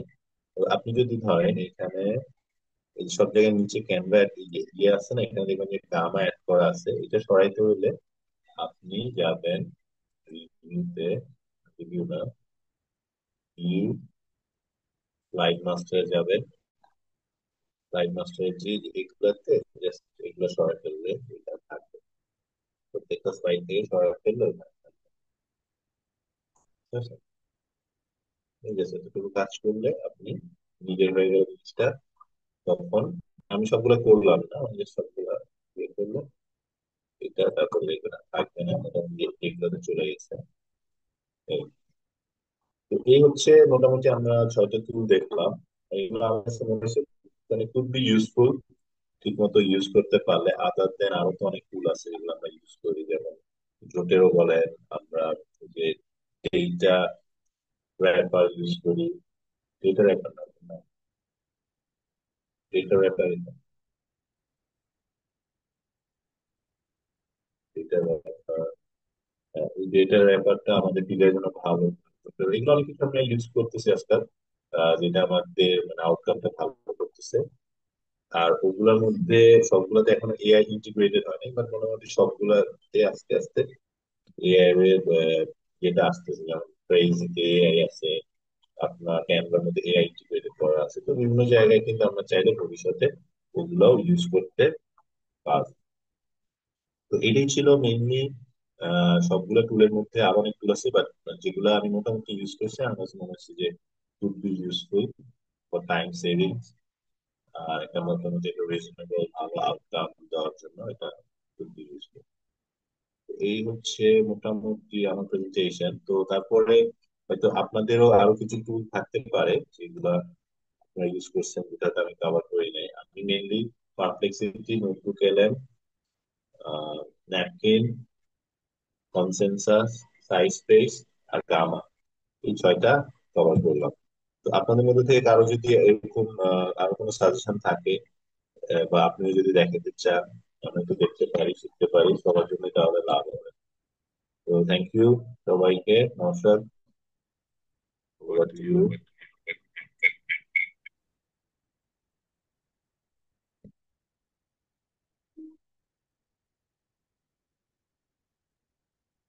নমস্কার, আছো? স্যার আছি স্যার। জি, ইশতিয়াক স্যার। আহ, আমার কিছু কোশ্চেন ছিল। বলো ভাইয়া। স্যার আমার বেসিক্যালি দুইটা কোশ্চেন আছে। প্রথম কোশ্চেন হচ্ছে যে আহ, আমরা দেখতে পারলাম যে এআই দিয়ে খুব সুন্দর ইনফোগ্রাফিক বা ইমেজ জেনারেট করা যাচ্ছে, বাট আমরা এটাও জানি যে রিসার্চ ওয়ার্কের টোটাল যে ওভারঅল এনভায়রনমেন্ট, একটা পেপার বা একটা আর্টিকেল, এটা কাইন্ড অফ ফর্মাল এবং প্রফেশনালও হতে হয়।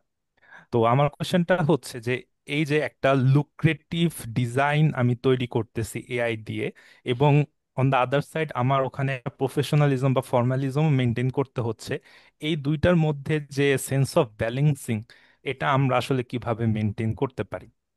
অ্যান্ড স্যার সেকেন্ড কোয়েশ্চেনটা হচ্ছে যে আহ, আপনি ডেমনস্ট্রেট করলেন যে এই বিভিন্ন এআই টুলগুলোতে আমাদের সামটাইমস কমান্ড দিয়ে হচ্ছে আমাদের আউটপুটটা নিয়ে আসতে হচ্ছে। এখন স্যার আমরা জানি যে এআই তে আমরা কি ধরনের কমান্ড দিচ্ছি সেটার উপর বেস করে আউটপুটটা আসলে ভ্যারি করে। তো আপনি যে এই টুলগুলো হচ্ছে এক্সপ্লোর করেছেন, আপনার কাছে কি মনে হয়েছে যে কমান্ডগুলো কি ওয়ার্ড বেসড হলে কি খুব এফিশিয়েন্ট আউটপুট দিচ্ছে, অথবা ইলাবোরেটিভ কমান্ড দিলে হচ্ছে আউটপুটটা বেটার আসতেছে? So, স্যার, এই দুটো কোয়েশ্চেন। Thank you. মানে তোমার প্রশ্নগুলো খুবই ভ্যালিড, এবং আমিও মাঝে মাঝে চিন্তা করি যে পার্টিকুলার ফিগার গুলা আসলে পেপারের জন্য অ্যাপ্রোপ্রিয়েট হবে কিনা। ডেফিনেটলি প্রেজেন্টেশনের জন্য অ্যাপ্রোপ্রিয়েট। পেপারের ক্ষেত্রে মানে আমার যেটা, আমি ওই যে একটা ফিগার বানাইতেছিলাম, দেখা যেতে পারি। তো এখন দেখো, আমি যে ফিগারটা বানাইতেছিলাম একটা পেপারের জন্য, বা আমার আন্ডারস্ট্যান্ডিং এ একটু আমি একটু কাজ করলে এটা ভালো হবে। তো আমি একটু তোমাকে দেখাই দিচ্ছি। তো আমার আন্ডারস্ট্যান্ডিং এ যে যদি একটা পেপার ইনফরমেশন ক্যারি করে, আসলে একটা অডিয়েন্সকে, যেমন ধরো আমি এখানে 3টা ফিগার, এটা হচ্ছে primary sources of plastic, microplastic, secondary microplastics এর ব্রেকডাউন, আর প্রাইমারি মাইক্রোপ্লাস্টিক্স এর ব্রেকডাউন। আর এটাকে ধরো আমি এ বি সি নিয়ে এটা একটা ফিগার বানানোর কথা ভাবতেছি আর কি, যে এরকম একটা ফিগার হবে। তো আমার আন্ডারস্ট্যান্ডিং এ এইটা এখনো রিজনেবল আছে, একটা পেপারে আমি দিতে পারি যদি আমার মেসেজটা রিডারকে তার কনসেপ্ট বুঝতে সুবিধা হয়।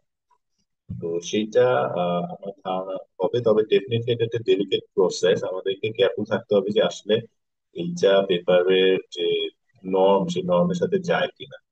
তবে মানে মানে যেহেতু ওখানে আমাদের ফ্লেক্সিবিলিটি আছে, ফিগারটাকে আমরা মডিফাই করতে পারবো, মানে আমি সবসময় মনে করি যে আমার স্টার্টিং পয়েন্ট হিসেবে ভালো, কারণ আমি ধর পাওয়ার পয়েন্ট যে এই সবগুলো আইকন খুঁজে এনে টেক্সট এনে প্রথমে আগে এভাবে বসাইতেই আমার অনেক সময় লাগবে, তো সেই সময়টা আমি সেভ হচ্ছে, তারপরে হয়তো আমি ওদেরকে এডিট করলাম, তো এটা একটা পসিবল। আর সেকেন্ড যেটা বলছো যে প্রম্পটে, ডেফিনেটলি প্রম্পট এখন এইটা হচ্ছে এখনকার, মানে আমি যদি ফিলোসফিক্যালি চিন্তা করি যে কদিন আগে দেখবো যে চ্যাট জিপিটি তোমার একটা এজেন্ট মডেল দিচ্ছে, চ্যাট জিপিটি এজেন্ট। তো ধরো কম্পিউটার সায়েন্সের যারা স্টুডেন্ট তাদেরকে কিন্তু অনেক সময় এখন দেখা গেল বেসিক কোড লেখার অত সময় বা সুযোগ নাও হতে পারে, তাদেরকে বেসিক্যালি ডিফারেন্ট এজেন্ট কনফিগারেশন করতে হবে যাতে সে একটা কতগুলো টাস্ক করতে পারে। তো সেরকম আমরা যদি ধরো প্রম্পটটাকে কিভাবে লিখলে বেস্ট আউটকাম পাওয়া যায় সেটা শিখতে পারি, এবং সেটারও আলাদা ডিসকাশন আছে, প্রম্পটেরও কিছু গ্রামার আছে, সেই গ্রামার ধরে ধরে লিখতে হয়। আমি অতটুকু এটাতে এখন এক্সপার্ট হইতে পারি নাই, তবে আমি দেখছি যে আমি যত ডিটেলসে প্রম্পট লিখি এবং আমি নিজে কিছু ইনফরমেশন যখন ফিড করি তখন ওইটা আউটকামটা ডেফিনেটলি অনেক অনেক ভালো হচ্ছে। হাসান ভাইও হয়তো এখানে একটু দিয়ে দিতে পারেন যে আমরা প্রম্পট লেখার কিছু গ্রামার যদি জানা থাকে শেয়ার করতে আহ, পারেন। আমার আমার আমার ব্যাপারটা হচ্ছে যে অনেকটা এক্সপেরিমেন্টাল আসলে। প্রম্পট হয়তো কিছু কিওয়ার্ড আছে এবং আপনি যেটা বললেন গ্রামার আছে, বাট আমি পার্টিকুলারলি কি আউটপুট চাচ্ছি সেখানে আহ, ওর সাথে ইফেক্টিভলি কমিউনিকেট করাটা ইম্পর্ট্যান্ট। আমি কতটুকু ইনফরমেশন ওর মধ্যে ওকে ফিড করতেছি এবং সেটার বেসিসে ও ও বেসিক্যালি অ্যান্সার জেনারেট করে। সো জিনিসটা আসলে কংক্রিট কোনো রুল নাই যে এইভাবে আমি আমার আহ, কি বলে প্রম্পটটাকে রেডি করব। এখানে অনেকটা এক্সপেরিমেন্টাল। আমার মনে হয় যে the more we will be using a particular tool, the better will be understanding how nicely the tool will be giving a output. এটা হচ্ছে আমার এক্সপিরিয়েন্স থেকে বললাম আর কি। But there might be some other smart way, but I am not quite aware of that one হ্যাঁ, till তবে এটা নাও। তো আমাদের একটু পড়াশোনার দরকার আছে, বা হয়তো আরেকটা সেশন এটার উপরেও হইতে পারে ভবিষ্যতে, যে কি ধরনের প্রম্পট, কোন প্রম্পটে কিরকম রেজাল্ট দিচ্ছে, এটা আমরা একটু ভালো শিখতে পারলে আমরা আমাদের জন্য লাভ হবে, একটা টুলের বেস্ট ইউজটা আমরা করতে পারবো আর কি। Thank you sir. তো আমরা আরেকজনকে দেখতে পাচ্ছি, এমডি রাজীবর পলাশ।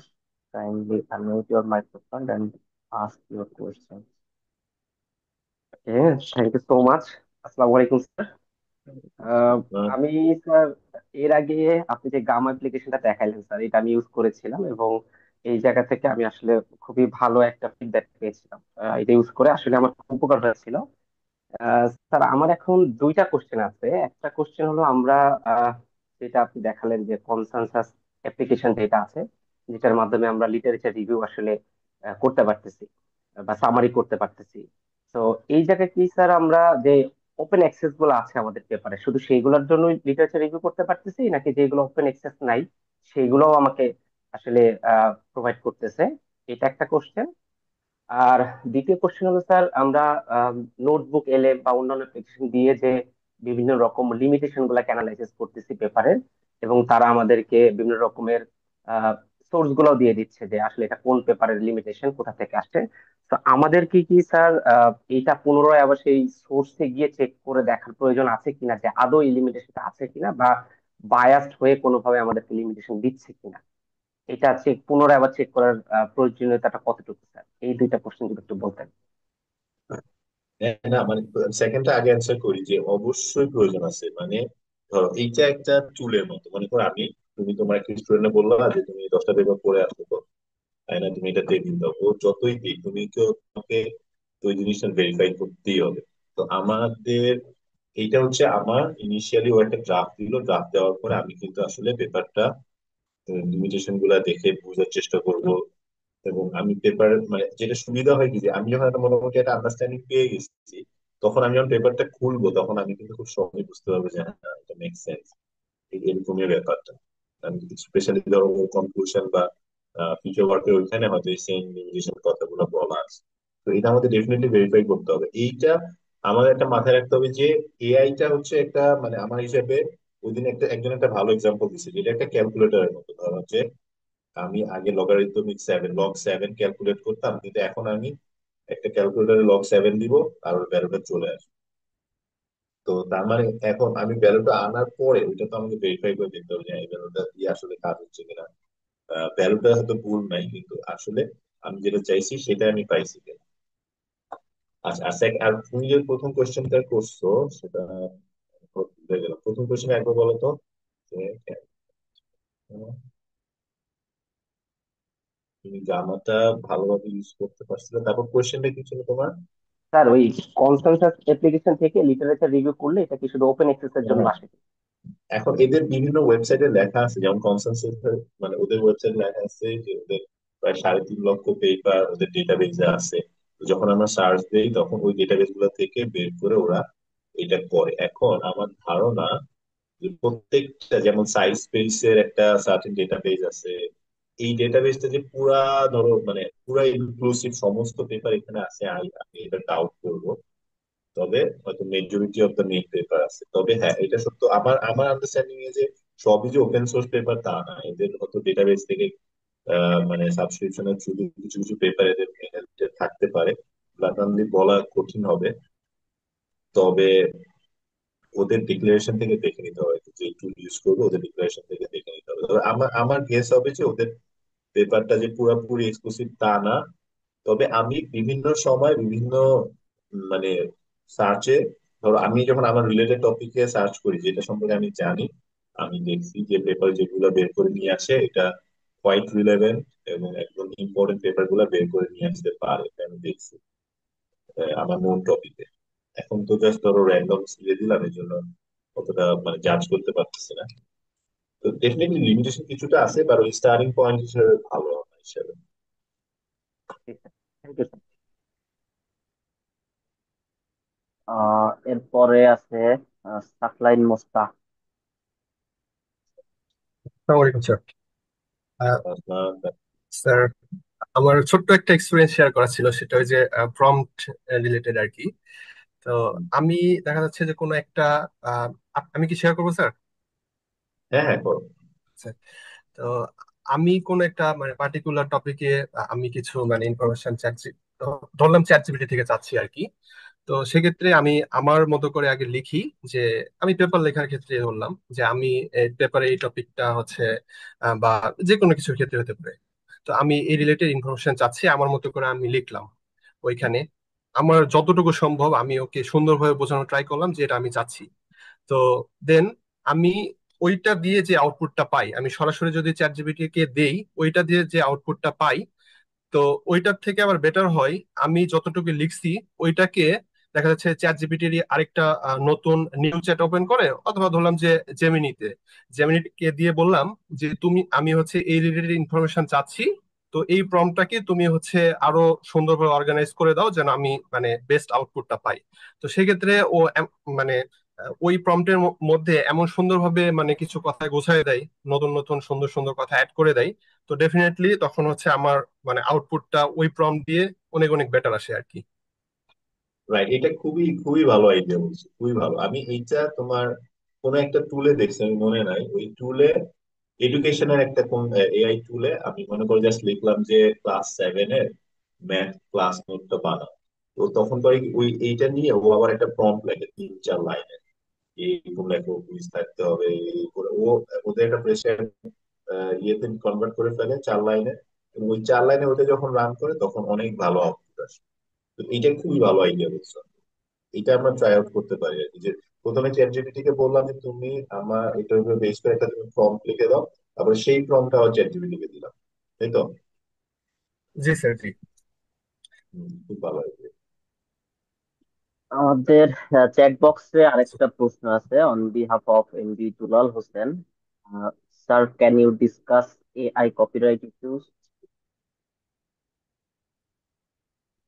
হ্যাঁ, এআই এর কপিরাইটের বিষয়টা অনেক গভীরে, গভীর ইন সেন্স যে আসলে এটা মানে অনেক ফিলোসফিক্যাল ডিসকাশন। কারণ আসলে দেখেন যে আমাদের যে যে কন্টেন্টের ওনার, যে যে টেক্সটটা লিখছে, সেই টেক্সটার তো তার একটা ওনারশিপ থাকা উচিত।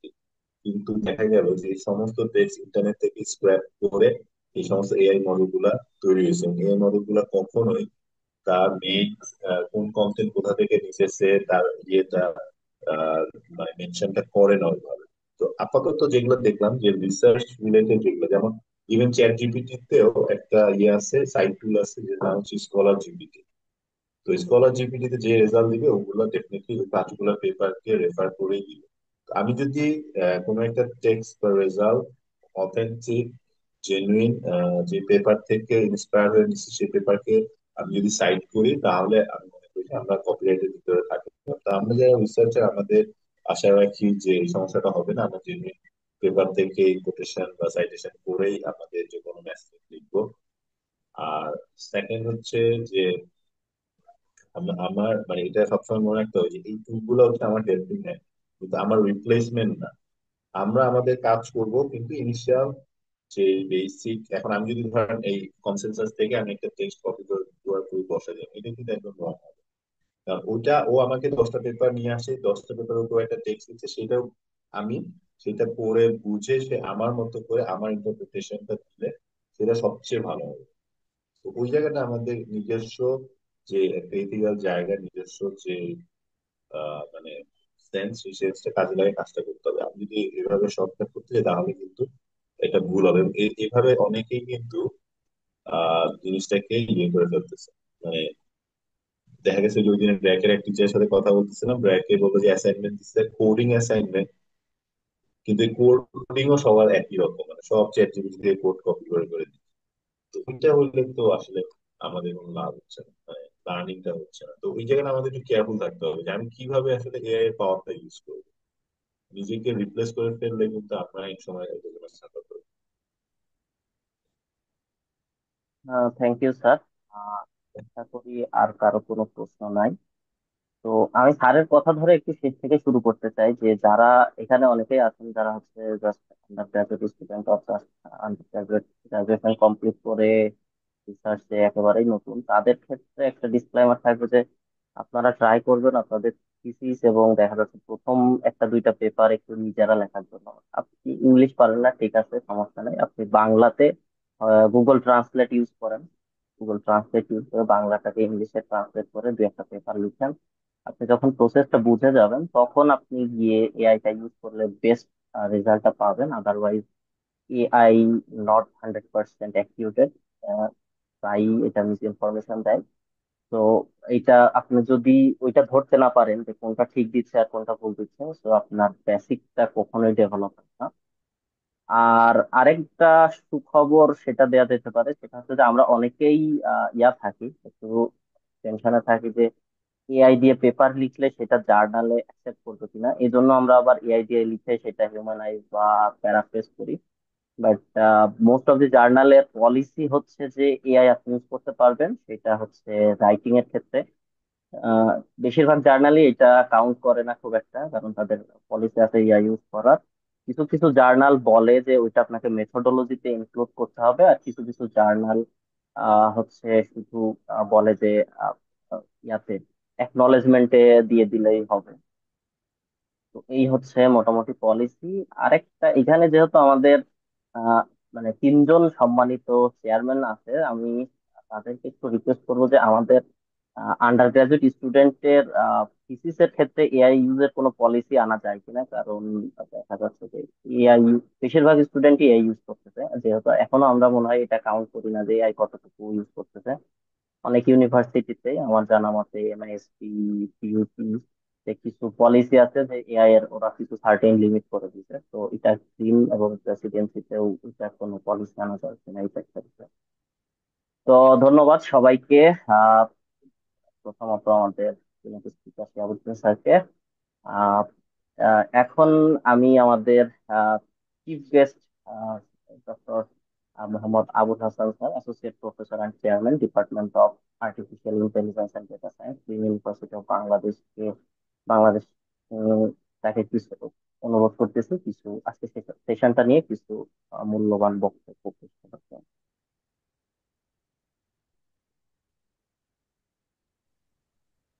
ধন্যবাদ শাহাবুদ্দিন স্যার। আহ, আমি আসলে আহ, উম, প্রথমে ধন্যবাদ দিতে চাই প্রফেসর শিহাবুদ্দিনকে, এত নাইসলি অর্গানাইজড কন্টেন্ট আমাদের স্টুডেন্ট কলিগস এবং ইনক্লুডিং মি আমাদের সামনে প্রেজেন্ট করা হয়েছে, এবং আমরা ডেফিনেটলি এখান থেকে অনেক কিছু শিখেছি। আমরা বে- এত বেশি কন্টেন্টের যুগে চলে আসছি, এত বেশি অ্যাপ্লিকেশনসের যুগে চলে আসছি, যে পার্টিকুলারলি রিসার্চের যে টুলসগুলো, আমরা জানি বিভিন্ন রকম টুলস আছে, কিন্তু একটার সাথে আরেকটা রিলেট করে কমপ্লিট একটা সেশন আমরা যেটা দেখলাম, আম, সেটা ডেফিনেটলি গোয়িং টু বি খুবই ইউজফুল সবার জন্য। বিশেষ করে আমাদের নবীন ছাত্র যারা আছে, যারা নতুন করে রিসার্চ নিয়ে ভাবে, রিসার্চ করতে চায় এবং রিসার্চ নিয়ে কেরিয়ার করতে চায়, তাদের জন্য এটা একটা খুব ভালো স্টার্ট আপ স্টার্টিং পয়েন্ট হয়েছে। আম, এখানে অনেকগুলো বিষয় নিয়ে কথা হয়েছে। আম, বিশেষ করে আমরা সবাই এআই এর ইউজ নিয়ে খুবই কনসার্ন। এআই এর আম, দিয়ে ইউজ করলে আমাদের এটাকে অরিজিনাল কন্টেন্ট হিসেবে গণ্য হবে কি হবে না। তো এখানে আমার নিজের একটা ওপিনিয়ন আছে, এটা কোনো প্রুভেন ওপিনিয়ন না, বাট আমার নিজের ওপিনিয়ন যেটা, সেটা আমি একটু বলি আপনাদের সাথে। এআই হচ্ছে জাস্ট এ টুল। আমাদের প্রফেসর শিহাব অলরেডি বললেন যে যে AI is like a calculator. আমি কিভাবে এটা ইউজ করতে চাই সেটাকে ওইভাবে আমি সেট আপ করে তারপরে করতে পারি। আমারও সিমিলার অপিনিয়ন যে ইটস এ টুল। এখন ফর ফর এক্সাম্পল, আমাদের এআই নাই, যদি এআই না থাকে, মানুষের দুই রকম ভাবেই কিন্তু রিসার্চ করতো ট্রেডিশনালি। একটা হচ্ছে অন্যের পেপার দেখে নিজে কিছু ল্যাঙ্গুয়েজ মডিফাই করে ওই ডেটা, ওই ডায়াগ্রাম, সেম ওইটাকে কপি করে পেপার পাবলিশ করা, এবং সেটাকে আমরা প্লেজারাইজ কন্টেন্ট হিসাবে ভাবি, এবং সেটা ও- পৃথিবীব্যাপী স্বীকৃত। আর আরেকটা হচ্ছে যে অরিজিনাল কন্টেন্টের অরিজিনালিটি, আইডিয়ার অরিজিনালিটি। এইটা এইটা মানে অত বেশি বলা হচ্ছে না। একটা আইডিয়া, একটা আইডিয়ার উপর দাঁড়িয়ে একটা পেপার হয়। এখন এই আইডিয়াটা একটা হাইপোথিসিসকে আমি থিসিস পর্যায়ে নিয়ে যাওয়ার পেছনে অনেক শ্রম কিন্তু জড়িত। এটা কিন্তু ওভারনাইট হওয়ার মতো কোনো কিছু না। এই যে আমি একটা এক্সপেরিমেন্ট, একটা আইডিয়া আসলো, সেই আইডিয়াটাকে আমি বিভিন্নভাবে এক্সপেরিমেন্ট করে থিসিস স্টেজে নিয়ে যাওয়া, এবং এইটার বেসিসে আমি যখন লিখবো, তখন নিশ্চয়ই আমার এখানে লিটারেচার রিভিউ করতে হবে। এখানে আম, অন্যান্য পেপারের সাথে আমার কম্পারিজন করতে হবে, এখানে কিছু ডায়াগ্রাম জেনারেট করতে হবে। এখন এই ডায়াগ্রামগুলো জেনারেট করার জন্য আমি এআইটাকে সিম্পলি টুল হিসাবে ব্যবহার করতে পারবো। এখন সিম্পলি টুল হিসাবে যদি ব্যবহার করি, আমার মনে হয় না এতে কোনো কিছু হার্ম আছে। এখন আমি যদি চিন্তা করি যে না, আমি 5টা পেপারকে দিয়ে একটা লিটারেচার রিভিউ বানিয়ে সেটাকে আমি পেপারে দিলাম, তারপরে একটা অন্য একটা পেপারের আইডিয়াটাকে চুরি করে সেই আইডিয়াটাকে এখানে আমার পেপারে ফিট ইন করে দিয়ে ফাইনালি আমি একটা পেপার দিয়ে দেবো, এটা আগেও যেমন চুরির কাজ হিসাবে গণ্য হতো, আমার মনে হয় এখনো গণ্য হবে। সামটাইম লেটার এটা একইভাবেই সেই ধরনের কন্টেন্ট হিসাবে গণ্য হবে। সো এটা জেনারেল জেনারেল থাম্ব রুল হচ্ছে যেটা, সেটা হচ্ছে যে আমার কাজের অরিজিনালিটি কতটুকু সেটা আমি নিজেকে যদি জিজ্ঞাসা করি, আর আমি যদি আমার কাছে অ্যান্সার যদি আসে যে না, এটা 100% অরিজিনাল কাজ, আমি এখানে যেই কাজটা করেছি সেটার পেছনে যথেষ্ট পরিমাণ শ্রম আছে, এবং এটার যে ফাইনাল রেজাল্ট যেটা আমি প্রেজেন্ট করছি, সেটা সেটা আমার নিজের তৈরি, তাহলে এটা নিয়ে আর দুর্ভাবনার কোনো কারণ নাই, একদমই কোনো কারণ নাই। ওই 2-4টা সেন্টেন্স আমরা আমাদের আগেও ধরা পড়তো, যেটা কিনা মনে হতো যে প্লেজারাইজড বা কপি করা, কিন্তু অ্যাকচুয়ালি সেটা অরিজিনাল। এটা সবসময় হতে পারে। হ্যাঁ, আমি একটা কি বলে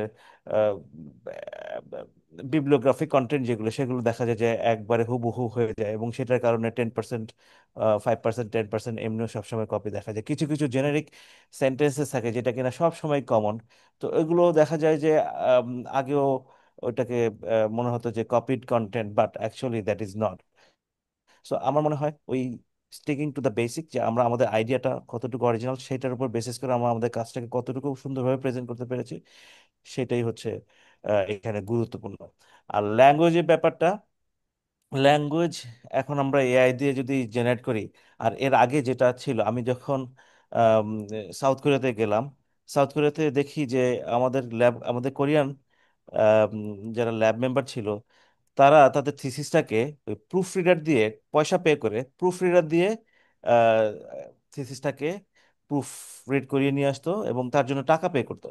এখন সেই কাজটাই কিন্তু এখন আমরা এআই দিয়ে করতে পারছি ফর ফ্রি। হ্যাঁ, আমরা আমাদের একটা একটা ডকুমেন্ট লিখলাম, সেই ডকুমেন্টটাকে আমি পলিশিং করার জন্য আমি এআইটাকে ইউজ করছি। আমার মনে হয় না যে এখানে খুব হার্মফুল কোনো কিছু করছি। আমার এখানে এখানে আমার মনে হয় না যে খুব মানে কমিউনিটির জন্য খুব হার্মফুল কোনো কিছু আছে। আমার যেটা করছি, আমার আইডিয়াটাকে পলিশড ওয়েতে রিপ্রেজেন্ট করছি, যাতে করে আমার কমিউনিটির কেউ যদি আমার পেপারটা পড়ে, সে যেন বেটার ওয়েতে সেটাকে বুঝতে পারে। সো এটা হচ্ছে আমার অপিনিয়ন। আমি একটু এখন জাস্ট আমাদের নবীন যারা শিক্ষার্থী, তাদের জন্য টুকটাক কিছু বলে আমি শেষ করতে চাই, কারণ রাত হয়ে গেছে। এআই সিম্পলি আমাদের হাতে টুল হিসেবে এসেছে, এবং এটাকে পজিটিভ অর্থে ব্যবহার করতে হবে। যে কোনো টুলই পজিটিভ নেগেটিভ বিভিন্নভাবে ব্যবহার করা যায়, তোমরা এটাকে পজিটিভলি ব্যবহার করার চেষ্টা করবে। আম, যেটা আমাদের প্রফেসর শিহাব দেখিয়ে দিলেন, এরকম ভাবে স্ট্রাকচার ওয়েতে তোমরা যদি রিসার্চ করতে পারো, তাহলে যেটা সবচেয়ে বেশি উপকার হবে তোমাদের, সেটা হচ্ছে যে 1 মাসের কাজ তুমি 1 সপ্তাহে করে ফেলতে পারবে, কিংবা তারও আগে করে ফেলতে পারবে। হ্যাঁ, সো আগের জেনারেশনের যারা রিসার্চাররা যত বেশি প্রোডাক্টিভ ছিল, তাদের তুলনায় তোমরা অনেক বেশি প্রোডাক্টিভ হতে পারবে অল্প সময়ে। তোমার যদি ধৈর্য থাকে, তোমার যদি আম, ইচ্ছা থাকে, তোমার যদি অধ্যবসায় থাকে, তাহলে দেখা যাবে তুমি অল্প সময়ের মধ্যে অনেক উচ্চ মানের কাজ করতে পারবে। এবং পরিশেষে একটা কথাই বলবো যে এথিক্যাল পার্টটুকুকে আমাদের সবাই কনসিডারেশন রাখতে হবে। এআই এর বিভিন্ন রকমের এরিয়া আছে, বাট এথিক্যালি যেন আমরা এআইটাকে ব্যবহার করি, আম, সেটা সেটা খুবই গুরুত্বপূর্ণ। আর বাংলাদেশ যেহেতু আম, গবেষণায় এখনো অনেক পিছিয়ে, আমাদের ইয়াং মাইন্ডস তারা যদি এইসব এআই টুলস ব্যবহার করে বহির্বিশ্বের সাথে এখনই কম্পিটিশন শুরু করে, সুনার লেটার আমরাও বহির্বিশ্বের বিভিন্ন দেশের সাথে হয়তো কম্পিটিশন স্টেজে চলে যেতে পারবো। আর সবই সব সব সবকিছুর পরে প্রথম কথাটা হচ্ছে যে আমাদের ইচ্ছা শক্তি, এবং আশা করি আমাদের ইচ্ছা শক্তি আমাদের সেই জায়গায় নিয়ে যাবে। সো পরিশেষে আমি আয়োজকদেরকে ধন্যবাদ জানাতে চাই।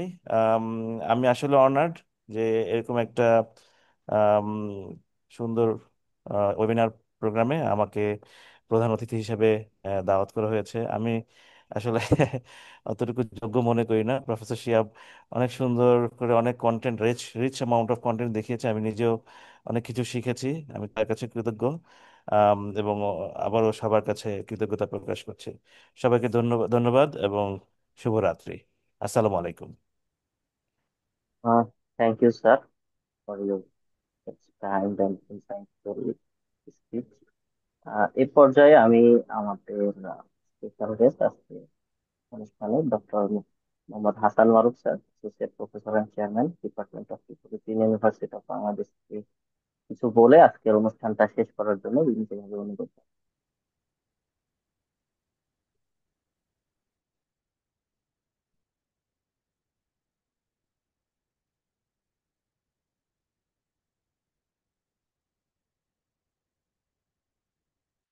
দুঃখিত, স্যার মনে হয় ডিসকানেক্ট হয়ে গেছে। আহ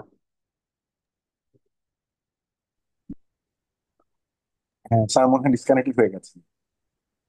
নমস্কার স্যার, আপনি একটু অনুষ্ঠানটা শেষ করে দেন। না, আজকে এমনি তো আসলে অনেক রাত হয়ে গেছে, আর কালকে সকালে আবার সবার অফিস। আমরা আসলে সবাই অনেক বেশি অনেক কিছু আজকে শুনলাম। আমার মনে হয় আজকে এই সেশনটা আসলে সবার জন্য খুব ফ্রুটফুল একটা সেশন গেছে। সবাই অনেক বেনিফিটেড হয়েছে, এবং এই আইডিয়া গুলোকে আমরা যেন সামনে আরো সুন্দরভাবে ইউটিলাইজ করতে পারি, এবং যত আমরা ইউটিলাইজ করবো তত বেশি আমরা আসলে এক্সপার্টিস আমাদের মধ্যে গ্রো করবে আর কি। এটাই। আর শিহাব স্যারকে অসংখ্য ধন্যবাদ আমাদের এত সুন্দর কিছু পয়েন্ট আউট করে দেওয়ার জন্য। সেই সাথে আমাদের হাসান স্যারকে অনেক ধন্যবাদ, এবং সাথে আমাদের সাথে যারা ছিলেন, আমাদের অনেক ফ্যাকাল্টি মেম্বাররাও ছিলেন, সেই সাথে আমাদের অনেক স্টুডেন্টরাও ছিলেন। তো সবাইকে অসংখ্য ধন্যবাদ আমাদের পুরোটা সময় আমাদের সাথে থাকার জন্য। Thank you sir.